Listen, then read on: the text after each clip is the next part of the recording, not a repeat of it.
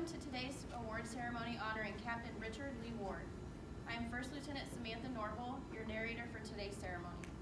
The presiding officer is Colonel Daniel R. McDonough, commander of the 182nd Airlift Wing.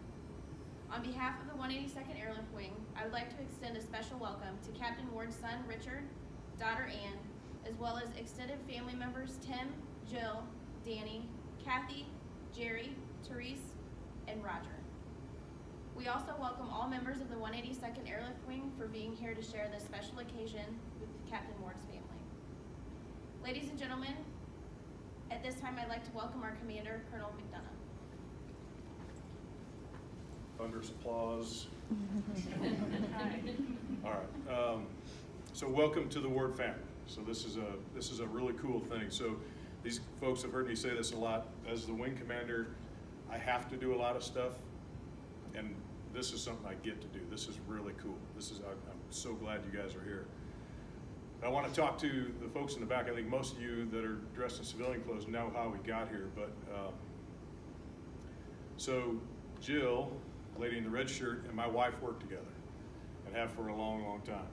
And as a byproduct of that, going to some of the events that we'd have to, Tim, the guy in the blue shirt here, he and I became good friends. And so as part of that friendship, we do a lot of golfing together. And at one point, Clarence Ward, who is Tim and Jerry and Teresa's father, on holidays, because Jerry is a Monsignor, is a priest, weekends are normally filled with these, as to quote him, these god-awful weddings that he has to go through, funerals, and obviously Catholic Mass. So to have a holiday, typically the 4th of July or Memorial Day or Labor Day, they used to golf as a family.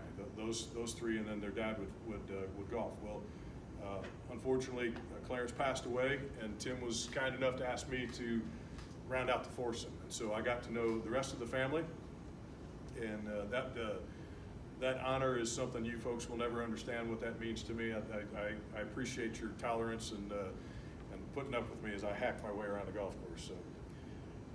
So Clarence was a Ward. Clarence had a brother, I don't know, older, younger brother? Probably younger brother, who was Captain Richard Ward.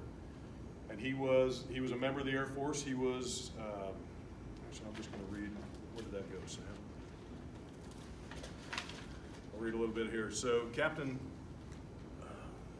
Richard L. Ward was commissioned as a United States Air Force officer on 13 September 1952.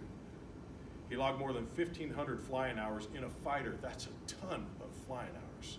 That's a ton. 1,500 flying hours in his career, including the F-86 Sabre jet. So to answer your question, it was the F-86 that he flew in Korea. And then he flew the F-84 with us here in Peoria. So he served with us from February 1st, 1956 until his untimely passing in an aircraft accident at the age of 30 on June 6, 1959. Captain Ward was a kind of American hero that our military heritage is built on. He flew 61 missions and was cited 3 times for bravery while flying with the 25th Fighter Interceptor Squadron in Korea. He was survived by a 2.5-year-old daughter and a 3-month son, from what if I'm correct there. He had also survived 2 crashes. He crashed once in Japan and once in Colorado, and that was pretty typical back then. Airplanes were not near as survivable or not as dependable as they are right now, and folks that had 1,500 hours in a fighter were going to have several landings that didn't equal their takeoffs. That's the way things worked back in that. So as we move on here, as the script goes here, that nothing can replace the loss left when to his wife Jean, Ann, and Richard. But today we honor the service of their father by hosting them to return the DFC, the Distinguished Flying Cross decoration, to his dependents. So going back to Clarence being the brother of Richard, let's see here, kind of got off track here. Before he died, he was an American hero. There's no other way to put it.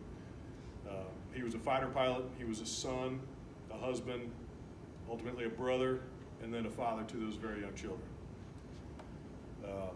So somehow, after his untimely passing, the stuff, he had a parachute, he had a helmet, and he had 2 Distinguished Flying Crosses that somehow got to Clarence. The family doesn't necessarily know that. Again, a lot of that is not filled in. But then, as often happens, life goes on, and it probably got put somewhere that would be cherished by Clarence. And Clarence was probably the only one that knew about it, and Clarence passed. And so then we fast forward to, what was it, Tim, 2-3 years ago? Yeah, about And Tim comes out with this box and says, "Hey, you're in the military, would you know what this is?" And I about swallowed my tongue and said, "Yeah, that's a DFC, that's a Distinguished Flying Cross, that's a big deal. That's crazy. Where did you get this?" It's in my dad's stuff. I said, "Well, it's got to be from your uncle, right? That's got to be the DFC that your uncles are earned." And they said, "Yeah, probably." So then, if you remember, the last commander used to talk about all the hate and discontent that came from Facebook. So Rich friended Jerry on Facebook, I think is how it goes, correct? Stop me if I'm wrong. And Jerry says, "Hey, long lost cousin, Therese, maybe you could be friends." Tim, ultimately, who is, 17, 18 years younger than everybody in the family? Pretty much. An entire generation younger. They call him Oops when he was first born. So Tim eventually says, "Hey, I got something you might want to have." Gets a hold of Rich. Rich says, they have a conversation, and then somewhere in the conversation it was, "I've got a DFC that belongs to you." And Rich got emotional and said, "I want to have that DFC." So Tim says, "Well, we need to get it to you." And at one point they talked about FedExing and mailing it and driving halfway to meet in the middle so that we could get this DFC. So then last weekend, Tim and I had been hacking around the golf course. Tim doesn't hack, I hack. Tim plays good golf. So after that, we're at a pizza place drinking a soda, and he says, he told me this story, and I said, "You're not going to send that. You're not going to. We need to have them come down here and see the base, see what's come of this place since your uncle's passed." And so I was expecting 2-3 months worth of lead time to have this. And he called me on Monday and said, "Hey, could we come Wednesday or Thursday?" And I went, "Yeah, sure, yeah, sure. Why not?" So because of that, so we wanted to make a big deal about this, and because of COVID right now, this is about as many people as we get in one area.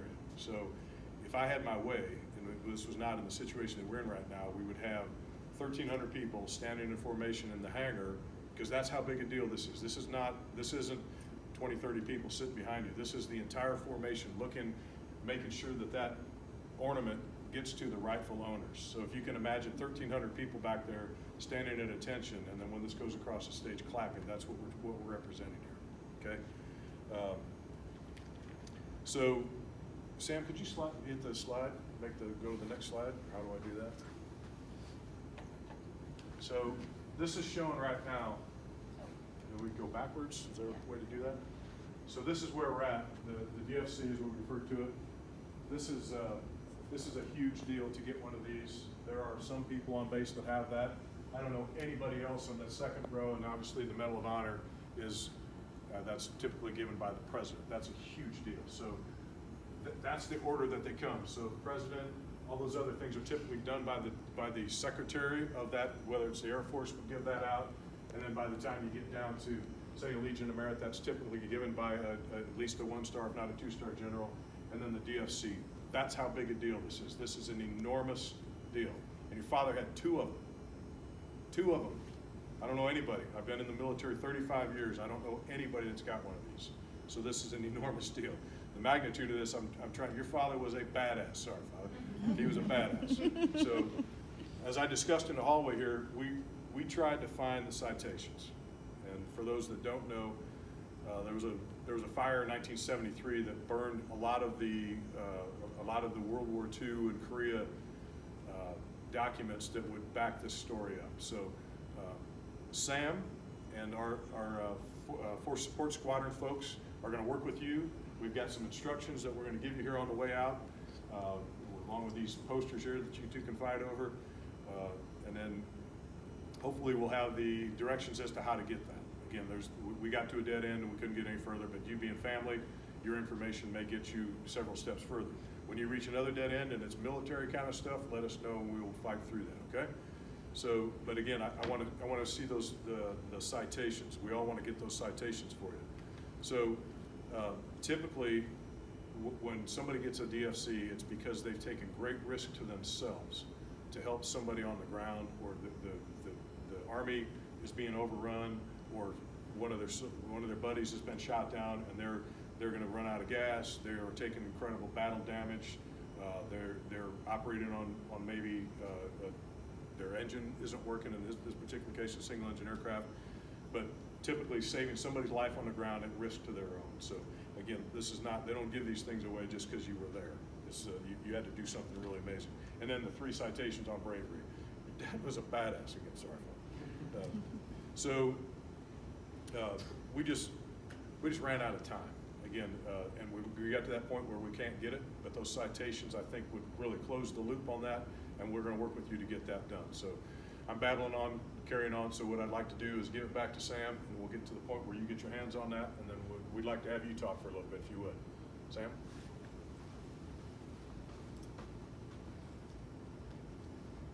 The Distinguished Flying Cross was authorized by an act of Congress on July 2nd, 1926, and was first awarded to Captain Charles A. Lindbergh for his 3,600